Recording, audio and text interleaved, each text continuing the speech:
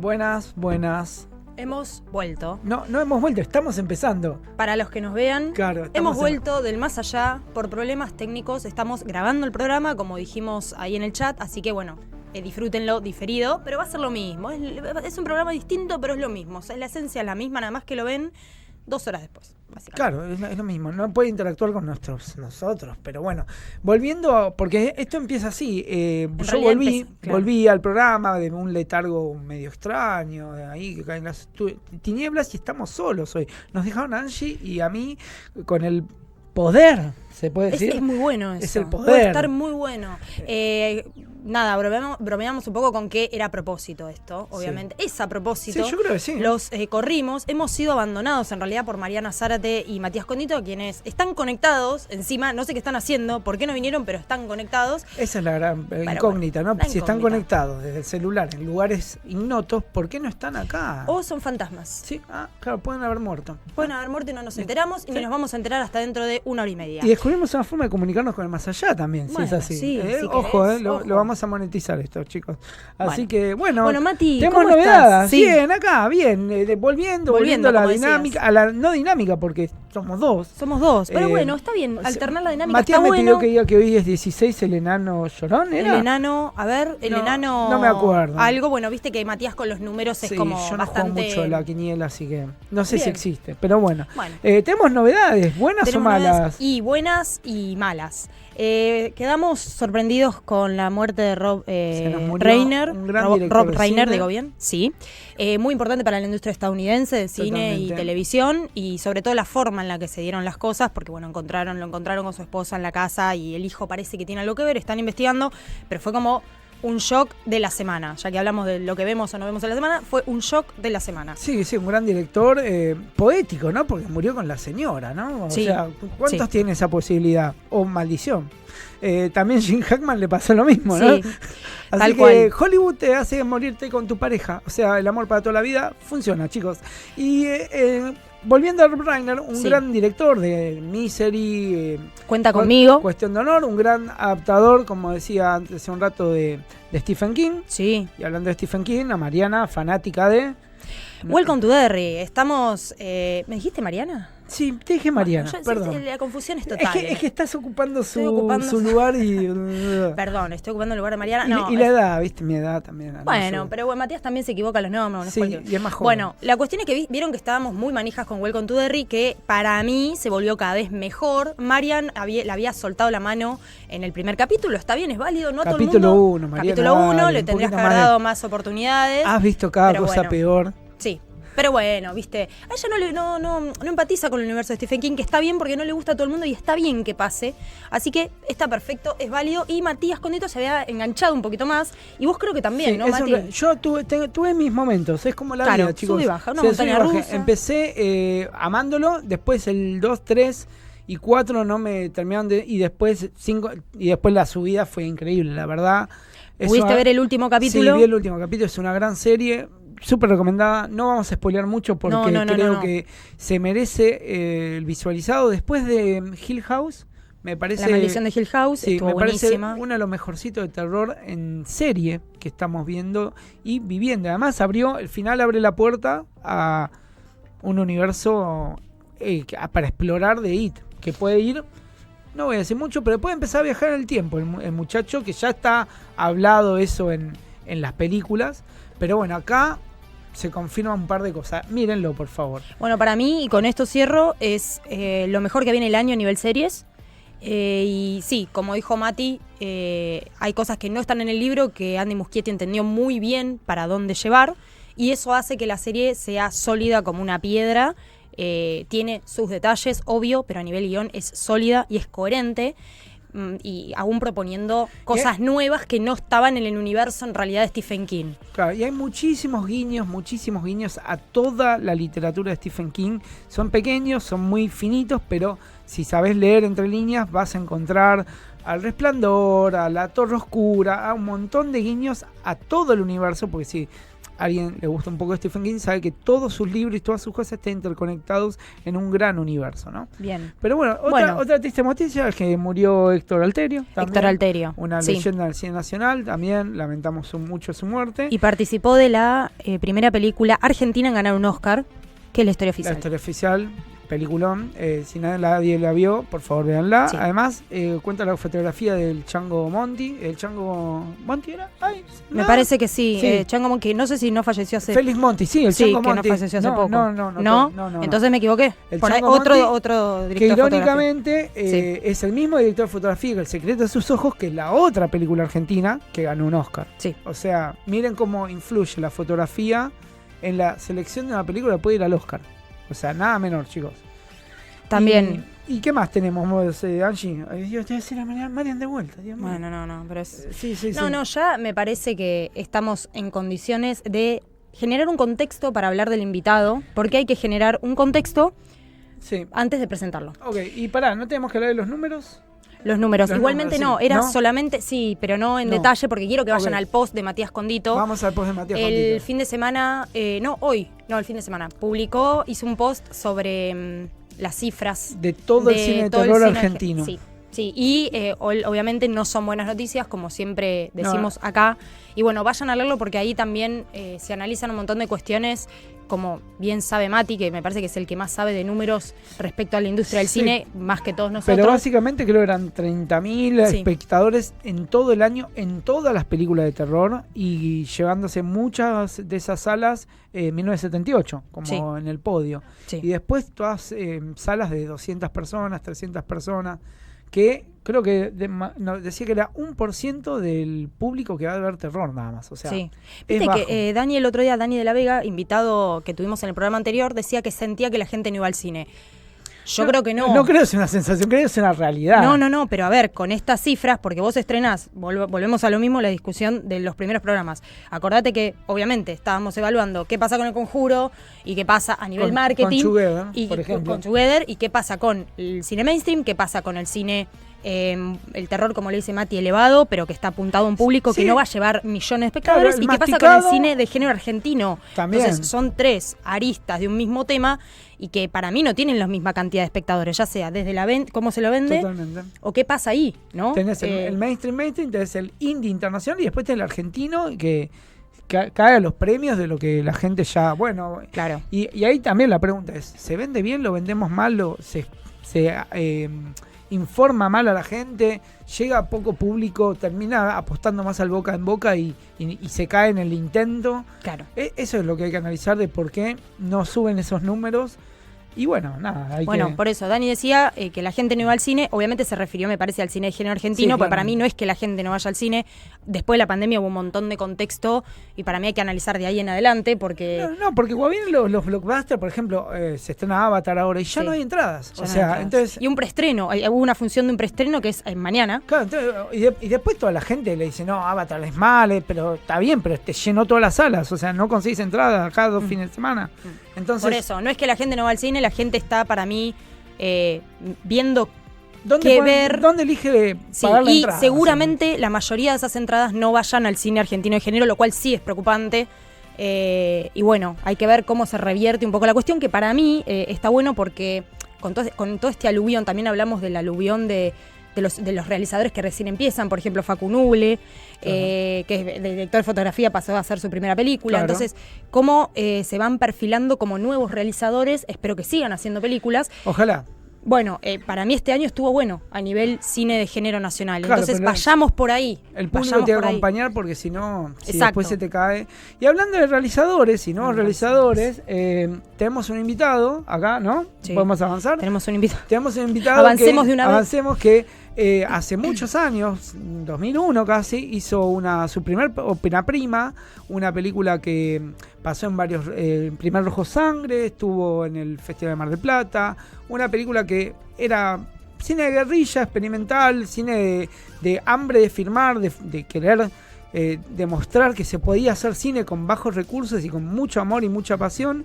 El señor Agustín Cavalieri, aquí presente, director de la película infamosa o famosa de Attack of the Killer Hawk, ¿no? Exactamente. Pero quería decir bien el nombre porque en inglés la verdad que no estoy, Pero sí, Attack of the Killer Hog, Sí. aquí el cerdo del terror. Exactamente. Ya con ese Cerdo del nombre ya vamos a verla. Exactamente. Pero estuviste bien en el contexto que diste, pues yo también me había notado unas cosas que no quería perder. Primero fue un corto, un corto, y después Un pequeño corto. un sí. pequeño corto, y después fue después de años de rodaje, retomas, lo consolidaron como una película. Dijeron en una entrevista que casi lo tuvieron que hacer de nuevo porque había cosas que no les convencía. Pero la pregunta es si pensaban estrenar a lo grande, si estaba pensada para estrenarse a lo grande, o querían hacer algo más experimental, más festivalero, porque pasó por festivales, estuvo Work in Progress, me acuerdo que Bafisi, ¿puede Sí, ser? Estuvimos en el Bafisi. Bien. Llegamos a Sitges, a Busan, en Bien. Berlín, en el aspecto más profundo del Berlín, pero estuve en la Berlinale también. Bien. Y bueno, después en todos lados, así, festivales más chiquititos. Pero eso fue, digamos, una consecuencia, ¿no? Nosotros no nos pusimos ningún objetivo. Claro, Nosotros lo teníamos quisieron un- hacer. Claro. Surgió más. La pasión y la fuerza de hacerla fue, ¿en dónde surgió? ¿De vos? ¿De Marcos? El Marcos Marcos es el otro el director. otro Es el otro director. Sí, surgió básicamente al unificar, digamos, un grupo de trabajo que surge en la escuela de cine, ¿no? Cuando terminamos el secundario, que teníamos ese pequeño cortito, entramos a nuestro primer año de cine, donde también conocí acá al señor y al otro señor ausente, al otro Matías. a los dos Matías. Dos Matías por una te dieron. Bueno, y ahí nosotros, mientras empezamos a entender lo que era el montaje, atracciones o lo que era un gel, ya habíamos empezado a filmar, nos hicimos amigos y agarramos la cámara y empezamos a filmar incluso antes de tener conceptos técnicos o estéticos del cine. Y a medida que íbamos cursando, íbamos incorporando también recursos narrativos. Entonces fue todo muy orgánico y muy lindo, y una forma también de armar un lindo grupo de laburo. ¿Cuánto tiempo fue el rodaje? ¿Cuánto tiempo fue la construcción de la película? Ese es un tema, porque filmamos como todo, ¿no? Los fines de semana, cuando podíamos, cuando nos daban la cámara o conseguíamos luces o locaciones. Entonces eso fue dilatando todo el proceso de rodaje. Creo que habrán sido 3, 4 años. Bien. Un montón. Sí. Sí, como una especie de tesis que Claro. hicimos. ¿Y vos te sentís, viste que está en el cine de género argentino, tenemos mucha historia, años 2000 también, bueno, esto de los chicos que filmaban, agarraban su cámara, filmaban sin subsidios del Estado, sin el Inca, se generó, no te digo un movimiento porque no hay nada oficial, pero en nuestra historia hay muchos chicos que filmaban en el barrio, filmaban, obviamente editaban muy caseramente, después se presentaban a festivales, iban rodando así las películas de ellos. Hay como una movida, no un movimiento oficial, pero hay una movida del cine de género argentino tal cual lo conocemos. ¿Ustedes se sienten parte como de esa ola o dijeron, no, la verdad es que no éramos conscientes también en ese momento, quizás no se era consciente de la época en el cine argentino Yo creo que de género? las etiquetas vinieron a posterior. Bien. ¿Ok? O sea, no recuerdo que fuéramos muchos en ese momento. Tampoco los conocía. Yo los fui conociendo un poquito después.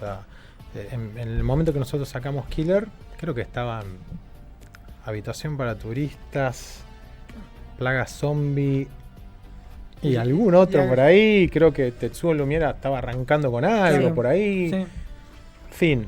Como que cada uno era una célula Claro. inconexa, Claro. porque tampoco había redes sociales, No, No había claro. nada. no había No nada había para nada. interconectar. No, allá en Bernal están haciendo Sí. esto, allá no se sabía todo eso. No había tantas categorías tampoco, no había, bueno, estos son los chicos que hacen este tipo de género. Nosotros íbamos al Inca, nos sacaban patadas.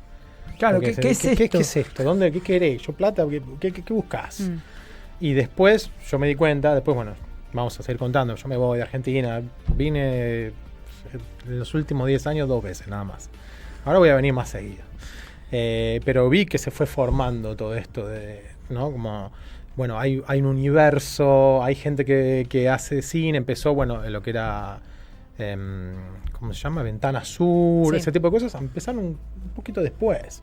Y eso se fue consolidando, ¿no? Alguien se dio cuenta que había una corriente estética, hay gente con ganas de narrar de una forma determinada, de género, y se le empezó a dar un poquito más de bola. Pero en ese momento era como experimental en todo sentido, ¿no? Sí, eras el bicho raro, además en las propias escuelas, para los propios profesores, eras como el outcast, ¿no? El corrido, ¿no? Sí, Esto no es el cine que vamos a enseñarte acá, pero bueno, contra todos esos pronósticos igual había gente que no los escuchaba y salía a filmar, salía a agarrar la cámara y filmaba. Sí.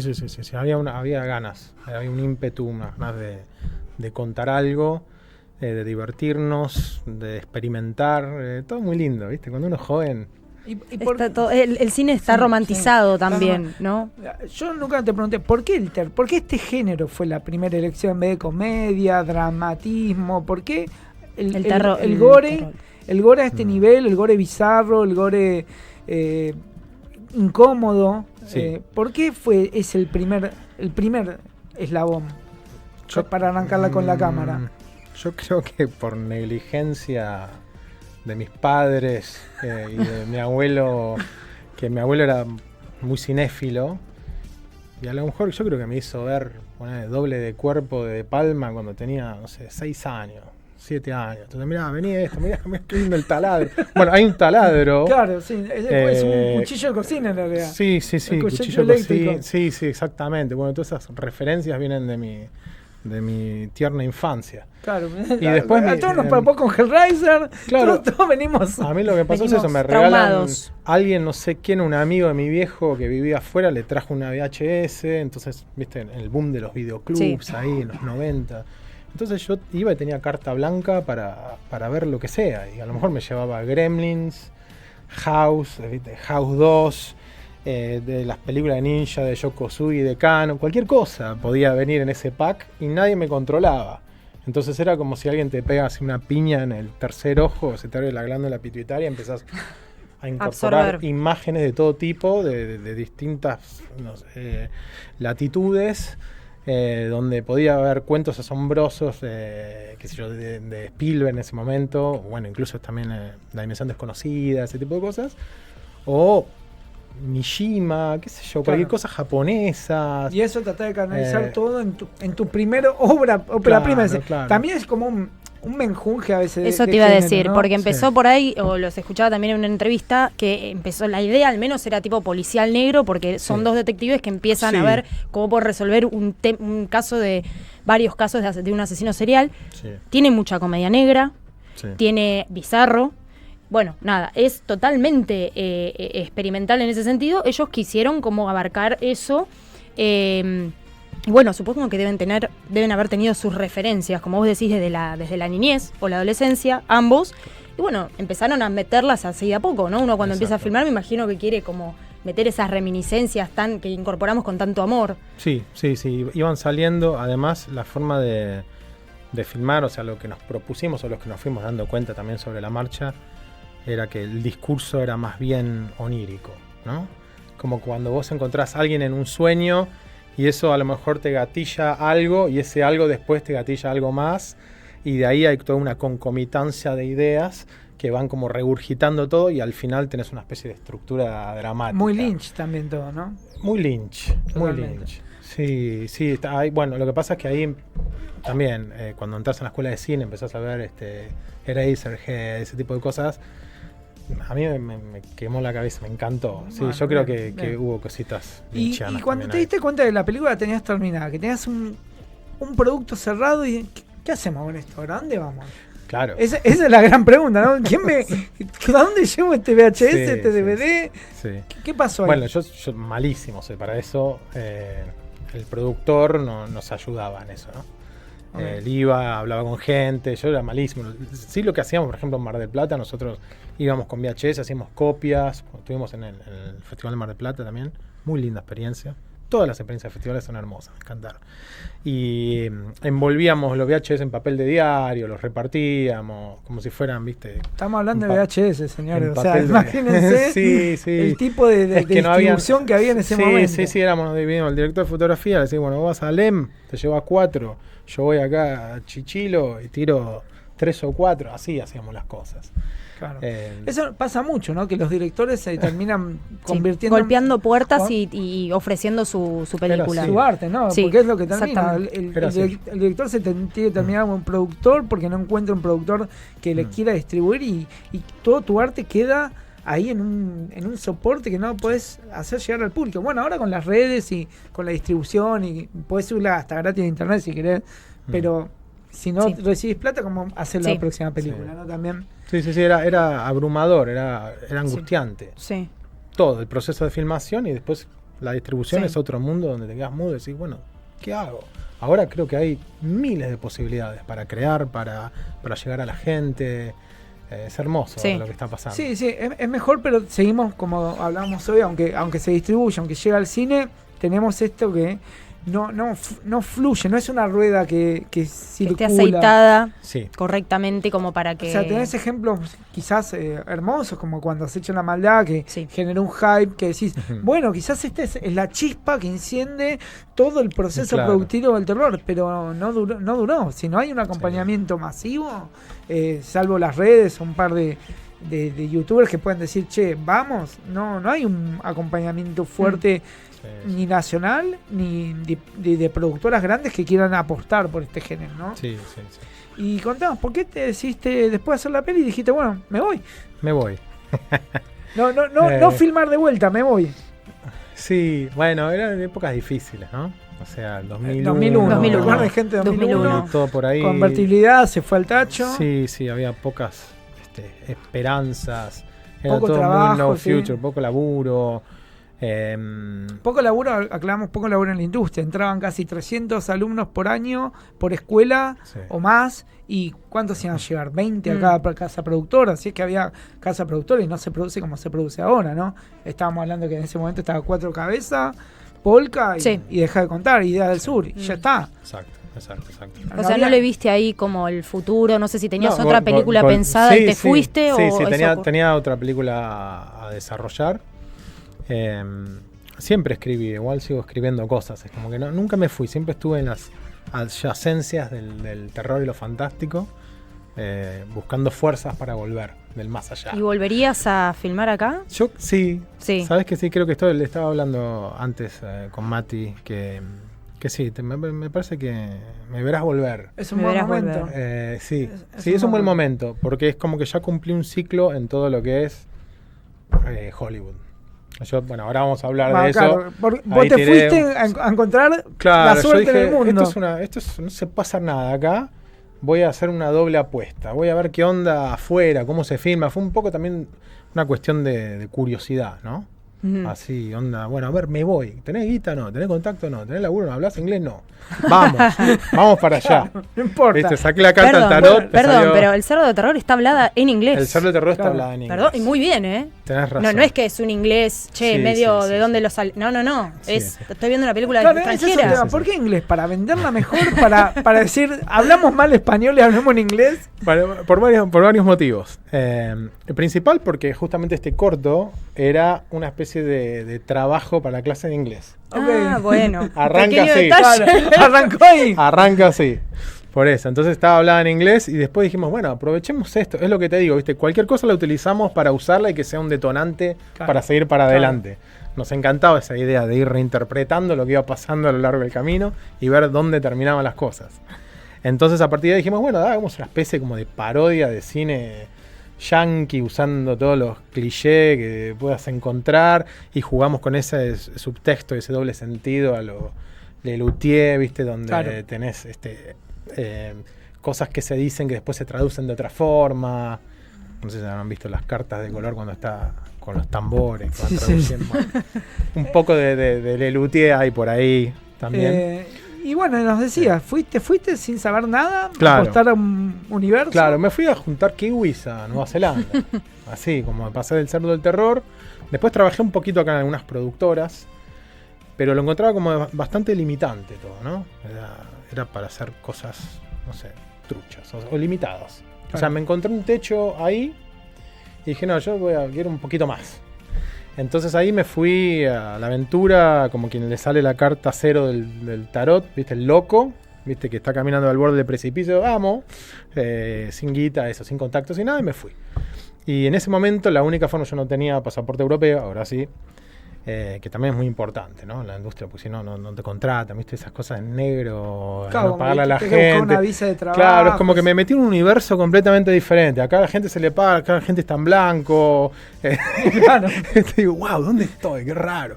Pero, bueno, difícil. Entonces, en ese momento había una visa que se llamaba Work and Holidays Visa Scheme con Nueva Zelanda, que era, sí, dale, tráeme a esta gente del tercer mundo para que me junte los kiwi y las manzanas, hagan unos dólares y después se vayan a viajar al sudeste asiático y vuelvan a Argentina. Yo hice eso, pero no, mi idea no era irme al sudeste asiático, sino ver qué onda. Viste, ahí estaba Peter Jackson, que había terminado de hacer El Señor de los Anillos hace unos años, estamos hablando... Sí, 2004, 2005. Sí, yo me voy tipo el 2007, Claro. por ahí 2008. Entonces estuve como un año, bueno, practicando inglés y qué sé yo, pero siempre con la idea de querer laburar en cine a lo grande. Y estaba laburando de obrero en la construcción, me acuerdo. Por eso te digo, estaba muy contrastante. Y de repente se me estaba por acabar la visa. Entonces yo lo que hacía era, en los momentos libres, cuando no estaba laburando de obrero o de pelapapas, me acuerdo que laburé de pelapapas en un museo que se llama el Te Papa, que no tiene nada que ver con la papa, es una palabra maori. Yo digo, mira qué lindo. Y bueno, se me estaba por acabar la visa. Y yo en los tiempos libres lo que hacía era, me ofrecía como DF para estudiantes de cine. Me decía, yo tengo la fotografía gratis. Claro. Para divertirme, porque si no, digo, ¿qué vengo acá? No, Claro. ahora me servía para practicar inglés, para estar en contacto con los equipos, con gente. Entonces, bueno, me fui haciendo un reel como de DF, de cortos de estudiantes de cine. Y después con ese reel fui una vez a tocarle la puerta a la productora de, no sé, de Peter Jackson que estaba ahí. Bueno, no pasó nada. Se me estaba por acabar la visa y digo, me tengo que ir a Argentina, ¿qué embole? Y porque te rajan del país sin visa, Sí. ¿no? Y justo ahí cuando me estaba por ir, me llaman, me dice, somos la productora James Cameron, me dice, ¿querés venir a laburar con nosotros? Y yo estaba como, bueno, ok, dale. ¿Cómo decirle que no a eso, no? Y fue así tipo por corte, dejé de limpiar baños a trabajar para la trabajar compañía James Cameron. en set. Dice, ¿qué está haciendo? No, una película, unos monos azules, que no sé qué, que era Avatar la primera. Ok. Entonces empecé a laburar ahí justo con Y James Cameron. Me fumé a James Cameron filmando, me lo fumé porque, bueno, Es como dicen así, muy Dios. complicado. No sabés. obsesivo. Muy obsesivo, muy, sí, qué sé yo, tóxico también, ¿no? Sí, obvio, pero Eh. bueno, todos los genios tienen esa... Tengo varias anécdotas para contarte de eso. Bueno, será otro programa. También para refutarlo. Claro, ¿no? ok, bueno. Porque yo en ese momento estaba así, con el chabón ahí. Claro, que venía a nos pelar juntaba papa todo. a James Cameron en Terminator 2, decir lo tengo acá al lado, Sí. voy a trabajar para él, que Sí. yo le puedo decir a este tipo, ¿no? Claro, Claro. claro. Pero fue una experiencia un poco violenta. No para mí particularmente. Yo entré en el equipo de iluminación, ahí como el ayudante de gaffer, grip, ahí poniendo luces. Pero le gritaba a todo el mundo. Dice, ¿qué tenés el color que yo dije? Mira el Pantone 321. Y echaba gente, así, echaba... Después las echaba a los que se volvían a Los Ángeles y la semana que viene. Dice, ¿dónde está Johnny? tu asistente?" Lo habías echado. Los echaste, hacelo otra vez, bring his ass back here. Y volvía. Y apenas volvía, lo empezaba a putear de vuelta, ¿viste? Ese tipo de No, cosas. no, terrible. Y Un un día- venía a trabajar un ambiente hermoso de laburo, gente. Horrible, horrible. Pero bueno, Arrancaste con Avatar y, Arranqué con y Avatar. así, Sí. después qué pasó, así rápido, ¿ahora en qué estás, por ejemplo? ahora acabo de terminar The Boys. Mirá. Ahí va, la serie. La La serie. serie, sí. Bien. Estuve en eso. Como iluminador, como No, bueno, ahí después, el Avatar fue en set, ahí se me acaba la visa, iba a empezar X-Men, no Uf. tenía más visa, la primera, viste que la filmaban por allá, y me dice, che, te queríamos contratar pero no tenés visa, digo, ay no, bueno, te vas a tener que ir del país, yo, no, la No. puta madre, otra vez lo mismo, y me dice, salvo que sepas hacer algo de postproducción, ¿sabes algo? Porque eso está como en alta demanda en Nueva Zelanda, ¿sabés? Postproducción, y yo digo, ay, más o Sí, menos, sí, pero no. sí, pero no, entonces yo le dije que sí, Claro. como hace toda la Sí, como persona, haría cualquier cualquier otra. sobreviviente, ¿no? Yo dije, sí, qué sé yo. Digo, bueno, a ver. Se aprende sobre la marcha. Claro. Entonces ahí agarré, me compré una computadora con las horas extra que había hecho ahí en Avatar. Creo que mucho más que lo que gano ahora en ese momento. Bueno, y con eso empecé a practicar todos los software y me contrataron para una peli. Después me contrataron para una serie que se llama, no sé, Spartacus, no sé, Blood. No Blood sé, and- Spartacus. No sé, debe Blood- llamarse Spartacus. Sí. Sí, porque fue hace mucho, Spartacus, después que estuviste en chico. Y ahí, bueno, ahí arranqué. Black Mirror, Capitán América. Capitán la América, Fast and Furious, Avengers. Siempre postproducción. Claro, postproducción. empecé en esa. Sí. Y como te sponsoreaban la visa, digo, bueno, un proyecto me va llevando a otro y voy construyendo un poco la carrera en Hollywood. Y bueno, ya no podía volver a rodar. Bueno, pero ese engranaje, así como que una tras otra, fue clave. Metí una en el 2008 Sí. y hasta ahora nunca me faltó Bien. laburo por todo esto que hablamos, viste, los blockbusters. Bueno, Y encima pero- fue cada vez más. Claro. Porque cuando arranqué estaba lo que, viste, estaba Fox, Warner Claro. y no sé qué. De repente explotan todo lo que son los streaming services. Y ahí de repente había para elegir proyectos. Y sí. Después, por ejemplo, tuve en HBO, hice Game of Thrones. Wow. Muy grosso. Ese fue uno de los Algo proyectos me más- parece que se llamaba tipo Game of Thrones. Sí, algo Algo así. como Espartaco. Con dragones, no sé. Sí. Lo tira muy liviano, Lo tira ¿viste? nosotros nos quedamos tipo, ¿qué? Pero, ¿y cómo ves la industria general del cine de terror afuera, con tanta expertise que tenés en relación a la industria acá? ¿Cómo estamos años luz? ¿Estamos muy desfasados? Yo creo que lo que falta es simplemente inversión, no talento. O sea, he visto, no sé, sin juzgar la forma de trabajar en ningún lado, pero la ineptitud es equitativa A nivel global. sí, en todas las partes del planeta. Yo creo que lo que hacen es compensarlo con guita. ¿Ok? Nada más. Pero ideas acá hay. Talento hay. Talento Sin sobra acá. Talento sobra. ¿Pudiste ver alguna, estando allá, pudiste conocer algunas cosas que se estaban dando acá en esos años que no estuviste? Por ejemplo, algunas películas, ¿no? Directores, no sé si tenés algunos referentes acá, che, mirá qué bueno lo que está haciendo él, que despegó, que...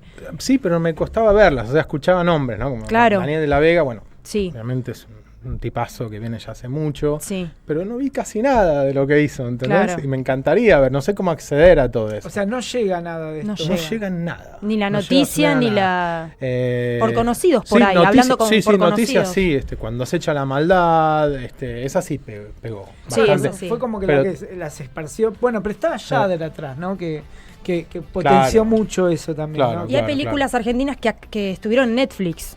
O sea, de hecho, Claro.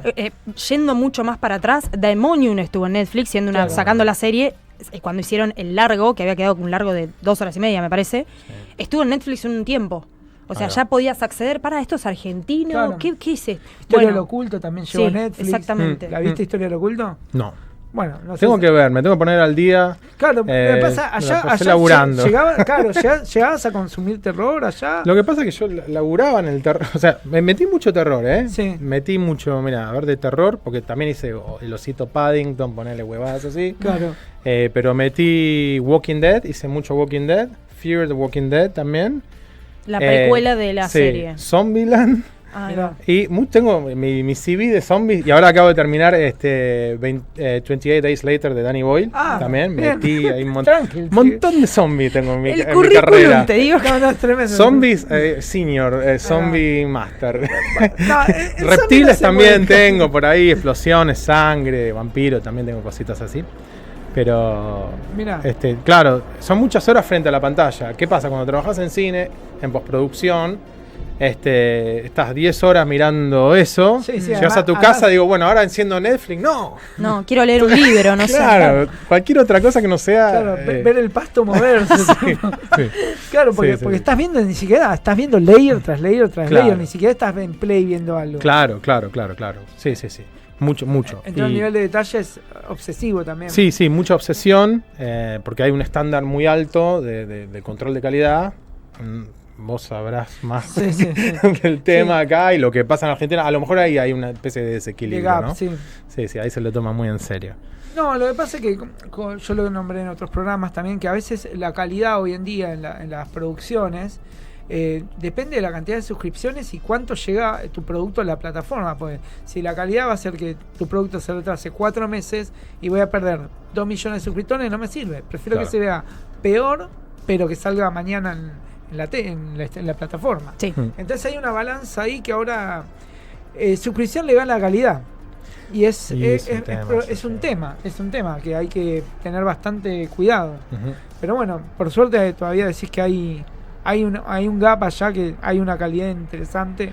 Sí, digamos, a nivel Pero fue muy estético, criticado Disney con sus efectos en muchos lugares. Sí, a mí la mayoría de las cosas que hago No me terminan de cerrar. Desde lo estético también hay, sí, a nivel estético también hemos caído en una meseta, porque todo se ve igual. ¿Viste? Cuando decís ya no hay ideas de guión, tampoco hay ideas de color, ideas de montaje, no hay ideas. Pero eso tiene que ver ya con nosotros como sociedad o como especie. Como una máquina de hacer chorizo de cine. Sí, o sea, todo que sí. salga igual, hay que llenar y hay que mostrar. Sí. Capitán América sea igual que la otra, que sea igual que la otra, sea igual que la otra. Sí, y sí, sí. entonces cuando llega algo distinto, bueno, es un bocanada de aire. No hay innovación. O sea, fíjate que todas las películas de terror también siempre remiten, o todo lo que está sucediendo remite a los 80. Todos los mitos, los íconos, los monstruos están como anclados entre los 80 y los 90. Si más lejos, Derry nos trata de venderle lo que fue IT de los 80 y toda esa época. Además, está seteada no está seteada en 2016, bueno, cuando ocurren las películas de Muschietti, claro. no. Pero lo que digo es que en realidad están... viste que la parte 2 viaja. Pues claro, ellos ya son grandes, viaja a 2016. Pero no está seteada en los 80. Stranger Things le pasa lo mismo. Exacto. Que todo trata de linkearnos a los de hecho, 80 jugando con la nostalgia. Viste cómo las vinculan. Aparte, Derry ya había pasado para estrenarse varios capítulos, ya estaba varios capítulos adentro. Se estrena Stranger Things y la vinculan mucho. Porque dicen, che, mirá, otro club de los perdedores nuevamente, claro. Los nenes son los que salvan todo, el monstruo, lo sobrenatural, el poder que tiene uno por sobre... Bueno, es como que un poco las dos están linkeadas y eso también hablábamos el otro día cuando hablábamos de los números del cine argentino. Qué bronca da que algunas películas que se viven pareciendo, y franquicia de la franquicia, le den tanta bola en entradas, digo, y por ahí a un director que se está volviendo un poco más consagrado, que tiene películas en su haber, como Dani La Vega, tenga, no sé, 77 espectadores por función por ahí, claro. ¿Entendés? Entonces, ¿qué está pasando ahí? Porque la idea de Dani no, o sea, encima es muy de acá, está, viste, ambientada en Malvinas. Entonces, ¿qué pasa ahí con el espectador? ¿Por qué elige la franquicia? Si siempre va a ver lo mismo y no dice, che, pará, yo quiero ver otra cosa diferente. Confía en el cine argentino, vio algo malo, se asustó, no volvió. Hay que analizar, creo que varios niveles. También pasa de eso espectador. Que mucha gente elige lo masticado, ¿no? Bueno, sí, ni hablar. Sí. Procesado. Una degradación escupido. también de la cultura cinematográfica, sí. ¿no? A mí me pasa ya que tengo unos años, escucho cierta música, ¿viste? Y los hits de hoy... Decís, pero esto, primero que digo, esto es una 30% de, no sé, de Duran Duran con un 40%, y dicen, ¿quiénes son esos? Y de repente la calidad baja, entonces todo se va degradando a nivel sociedad. También el público creo que también exige lo que su alma, o sea, el cine también es una proyección interna de nosotros como público, de lo que queremos. Y sí, la gente... Es conformista ahora. No, y está muy no está arriesgada, no se arriesga, no busca, no tiene esa ansia. Muy bombardeada, ¿no? También por TikTok, por las redes, por los clips de 30 segundos. Eso es nefasto. Sí, el attention spam. Bueno, y también está tengo amigas que son productoras que hablan del ¿cómo se llama? Del second screen concept, no sé si lo conocen.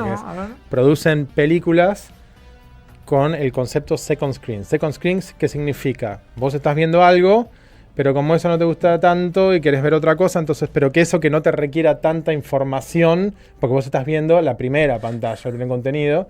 Entonces son películas de menor calidad donde a lo mejor los personajes dicen, bueno, voy al baño, sí, nunca olvidaré que tú has matado a mi madre. Entonces vos no tenés que estar prestando atención porque a lo mejor desde lo auditivo te das cuenta del plot point y podés caer en el second screen. O sea, hay producciones que se basan en eso. Sí, se llama second screen content. ¿Vos sabías de esto? No. Eso habla de cómo estamos nosotros ahora también como como sociedad y como espectadores, ¿no? Con la atención completamente dividida. Bueno, ahora encima que tenemos los celulares, no me impacta nada en la primera media hora, qué película chota, y empezás a agarrar y empezás a mirar de a dos, ¿viste? Bueno, a ver qué pasa, Exacto. mira, bueno, y es así, yo veo gente en el cine haciendo eso. Sí, o sea, aparte hay un tema, porque el evento cultural que a nosotros de chicos, cuando VHS, también íbamos al cine, no veíamos lo mismo en VHS porque en el cine no me dejaban entrar, pero digo, esa cultura del culto a un género determinado más allá del terror, pero de poner la videocasetera, ir al cine como evento cultural, eso se perdió totalmente. Para mí ese es uno de los puntos principales, la idea de lo que es el aspecto ritual del cine, ¿no? Sí, de la congregación. Se fue perdiendo. También en el VHS, en algo de lo prohibido. Esto no lo puedo ver. Yo me rateaba del colegio para ir al cine a ver cualquier cosa. O prendías la VHS cuando no estaban tus padres y la ponías y decías, esto no lo podría, no tendría que estar viendo. Y ahora ese acceso es... Claro, la prohibición también es como que se despierta el deseo también. Totalmente. Que está bueno. Pero... Que no es lo que pasa ahora, sin ir más lejos, no quiero hablar de esas cosas, pero tenés a tu disposición todo tipo de imágenes escatológicas o pornográficas. Claro. En esa universalización del conocimiento y de la información y del cambio de formato en que nosotros consumimos las cosas, se cae en esto de la pérdida del valor del cine, que para mí por eso pasa mucho el espectador. El espectador, al querer cosas más masticadas, al querer cosas que a los 30 segundos pase algo, pues si no me levanto y me voy, o agarro el celu, forma parte de todo eso, del cambio del formato, del cambio de lo que Netflix me da, de lo que tal me da. Y la búsqueda, porque antes vos tenías la búsqueda, de decir, quiero ver algo distinto, ahora te bombardean, que no hay búsqueda, es elección. Claro, antes en una revista, mira, elección cartelera, hasta forzosa, te dice, estos son los top 5 de hoy, tenés que verlos. Tenés que verlo. Si no te gusta, no importa, vos lo tenés que ver porque el mundo está hablando de estas 5 películas que tenés que ver. Así que, y Netflix te recomienda, ¿viste? Aparte también antes esperábamos más que salieran las cosas. Eso es lo que hablamos. La prohibición, la espera, todo esto que va generando. Por eso Derry funciona, porque la espacialidad por ahora semana a semana. Están redescubriendo la pólvora, lo que antes. Sí, bueno, no saquemos todo juntos. Stranger Things está haciendo lo mismo. No, pero a mí me parece que tiene ahí como algo más allá de lo que trae el libro, lo que trae la película de los 80. Digo, esa nostalgia Andy Muschietti la tiene, porque ya el guión y cómo está escrito, eso de sacar de los archivos y del libro algo que era una película, que encima era una película pensada para tele y se la dividió porque era muy larga, entonces hicieron 2 películas largas. Entonces eso, para mí él lo trajo de vuelta de una manera más allá del guión, que me parece fantástico, de la modernización del villano también, porque es una reinterpretación del payaso, que no tiene nada que ver a los 80, pero lo que digo es, para mí él lo entendió, por eso también esto de saquemos de a poco, saquemos, o sea, porque uno dice, ahora tengo que esperar una semana, ¿qué hacemos? Bueno, esperá, porque así antes era la televisión así, tenés que esperar. Sí. Pero bueno, tenemos que ir cerrando. Porque yo me fijé la hora, pero como empezamos 55, tarde. ¿Cómo venimos, Mario, de tiempo? 5 nos queda, ¿no? 5 minutos, gente. Bueno, genial. Nada, proyectos, ¿tenés algo en mente? Yo quiero conocer la película que estabas escribiendo, pensando para acá después del Cerro del Terror. Sí. ¿Se puede decir? Sí, ahora está como en un segundo plano. Sí, obvio, pero digo, ¿cuál era esa segunda idea de película? La idea era de un escritor que era un superventas, que vivía en su casa y se separa de un escritor muy famoso, se separa de su mujer y le piden que escriba su próxima novela, es una especie de Stephen King, una cosa así. Y el tipo tiene como una especie de vacío existencial porque cualquier cosa que escribe se vende. Entonces, cuando se muda a una mansión para escribirlas, tiene todas las cajas de mudanza y los, artículos y cosas que vienen acumulando toda su vida. Y dije, bueno, voy a escribir con lo que me vaya saliendo con lo que tengo. Entonces había una estatuilla de una mariposa, le ponen la mariposa. Después ve la caja ahí de mudanza que dice frágil, le ponen frágil. Entonces empieza a generar como una especie de texto aleatorio y la película se llama La mariposa frágil. Y bueno, y lo que pasa... ¿Qué pasa cuando vos no sos honesto con vos mismo también? Okay. Y ahora yo creo que hablábamos el otro día de lo del ¿cómo se llama? Del contestador automático. Podría ser perfectamente adaptable con, la hago con ChatGPT, que me escriba lo que sea. Claro. ¿No? ¿Y qué pasa con esa deshonestidad cuando tu alma se desconecta de lo que vos querés expresar? Y ahí pasan cosas muy raras. Interesante. Sí, bueno, bien, interesante. Eso bien. era. Ojalá que se pueda hacer. Ojalá, sí. Ojalá que... Y consejo a los nuevos jóvenes que quieren ir por el camino de... Sí. No vayan por ahí. Elijan otro, busquen su propio camino. Sean plomeros. Está lleno de obstáculos. Electricistas, no, pues No sean plomeros. Salgan a filmar con lo que sea, escriban en la servilleta. No importa. No traicionen a su alma. Bueno, Bueno, magistral. ya está, cerramos con Ya eso. Bien. Muchas gracias por vernos en este capítulo totalmente raro, porque Inusual. no fue en vivo. No fue en vivo. Gracias a Sí. Agustín por venir. Yo los iba a matar a ustedes, había tenido una pistola, Mirá. pero tenía que ser en vivo. Claro, no, Así que no lo vamos fue. a dejar para la Sí, próxima. sí. Ya Como el saben, Joker. Pero, Claro. No, pero nos mandamos a Mariana y a Matías en vivo la próxima, ¿entendés? En el capítulo 2. Así que, bueno, gracias por venir, No, Agus. gracias, Agustín. Ojalá Gracias, chicos. puedas filmar, ojalá puedas Sí, sí. proyectar. Se viene. Gente, acá tienen ¿Quién te dice? un talento a nivel internacional, así que quién sabe. Y bueno, Angie, un honor haber compartido este programa distinto con vos. Igualmente, Y bueno, Mati. gente, esta fue una de terror. Nos vemos el martes que El viene. martes que viene. ¿Espero completos? No. Yo no. Así Bueno, que no espero. deja Angie. Pero bueno, así son las fiestas, fin de año, gente, estamos todas las corridas. Muchas gracias a todos, muchas gracias por vernos y cuídense. Vean mucho cine. Vean mucho cine.